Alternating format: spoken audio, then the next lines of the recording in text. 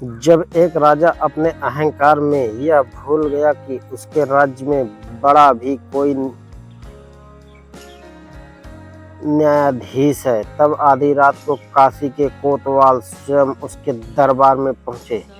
अगले ही दिन पूरे राज्य की किस्मत बदल गई। आखिर काल भैरव ने राजा को ऐसा कौन सा दंड दिया जिसे आज भी न्याय का सबसे बड़ा उदाहरण माना जाता है। आइए सुनते हैं यह अद्भुत कथा। हर हर महादेव, जय श्री काल भैरव। नमस्कार मित्रों, आप सभी का स्वागत है एक बार फिर से हमारे YouTube चैनल @loveofficial.com में। आज की कथा हमें सिखाएगी कि समय से बड़ा कोई नहीं और न्याय से बचकर कोई नहीं जा सकता। काल भैरव केवल भक्तों के रक्षक ही नहीं बल्कि अधर्म करने वालों को उचित फल देने वाले देव भी है। अभिमान में डूबा राजा की कहानी। काशी से अधिक दूर नहीं रत्नपुर नाम का एक समृद्ध राज्य था। वहां वीरेंद्रसेन नाम का राजा शासन करता था। प्रारंभ में वह न्यायप्रिय था, लेकिन धीरे धीरे वैभव और शक्ति ने उसके हृदय में अहंकार भर दिया। अब वह प्रजा की नहीं, केवल अपनी इच्छा की सुनता है। गरीब किसानों पर कर बढ़ा दिया गए, निर्दोष लोगों को दंड मिलने लगा। मंदिरों के दान पर भी कर लगा दिया गया। जब किसी मंत्री ने विरोध किया, राजा ने उसे क्रोध में कहा, मेरे राज्य में मेरा ही कानून चलता है। यह समाचार धीरे धीरे काशी तक पहुंचा। काल भैरव मंदिर के वृद्ध महंत और गहरी सांस लेते हुए कहा, जब राजा न्याय भूल जाता है तब काल स्वयं न्याय करने आते हैं। संत की चेतावनी। कुछ दिनों बाद एक वृद्ध सन्यासी राजा के दरबार में पहुंचे। उन्होंने कहा, राजन, धर्म के मार्ग पर लौट आइए, अन्यथा समय का दंड बहुत कठोर होता है। राजा हंस पड़ा, मुझे कोई दंड नहीं दे सकता। संत ने शांत स्वर में उत्तर दिया, तुम्हें मनुष्य नहीं, समय दंड देगा, और समय का स्वामी काल भैरव है। राजा ने क्रोधित होकर सैनिकों को आदेश दिया कि संत को राज्य से बाहर निकाल दिया जाए। संत जाते जाते बोले, 3 रातों के भीतर तुम्हें अपने कर्मों का उत्तर मिल जाएगा। पहली रात। उस रात राजा को नींद नहीं आई। उसे स्वप्न में दिखाई दिया कि उसका विशाल सिंहासन धीरे धीरे रेत में बदल रहा है। वह उसे पकड़ने का प्रयास करता, लेकिन सिंहासन उसकी मुट्ठी से फिसल जाता। अचानक दूर से डमरू की ध्वनि सुनाई दी। राजा दरबार जाग गया। दूसरी रात। महल की सभी घड़ियां एक ही समय पर रुक गई। सैनिकों ने बताया कि महल के मुख्य द्वार पर एक विशाल काला श्वान बैठा है। उसे हटाने का प्रयास किया गया, लेकिन वह बिना भय के वहीं बैठा रहा।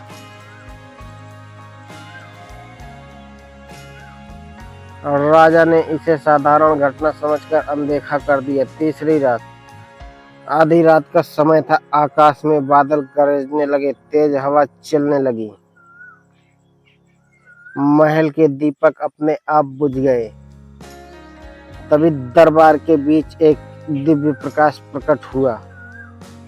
उस प्रकाश में त्रिशूलधारी, जटाधारी, मुंडमाला धारण किए भगवान काल भैरव प्रकट हुए। उनके साथ वही काला श्वान था। पूरा महल कांप उठा। राजा का शरीर भय से थरथराने लगा।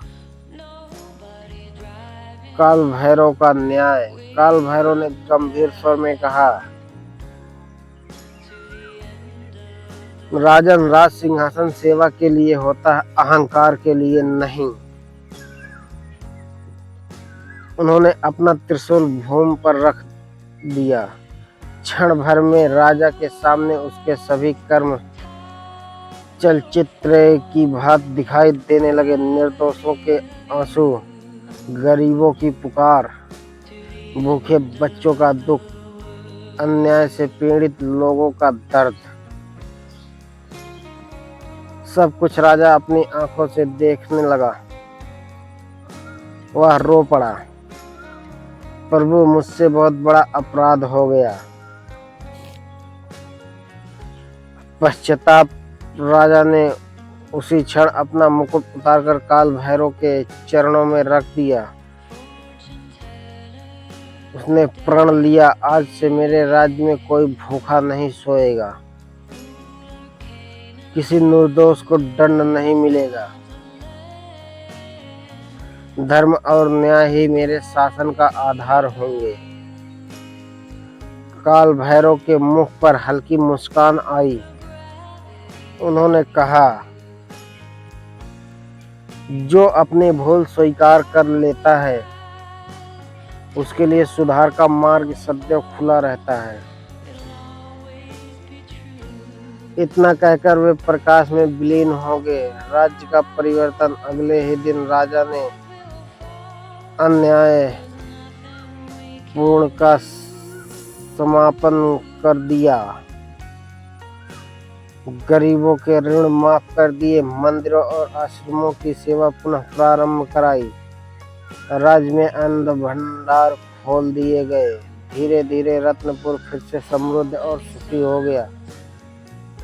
लोग कहने लगे, जहाँ न्याय होता है वहाँ काल भैरव की कृपा स्वयं निवास करती है।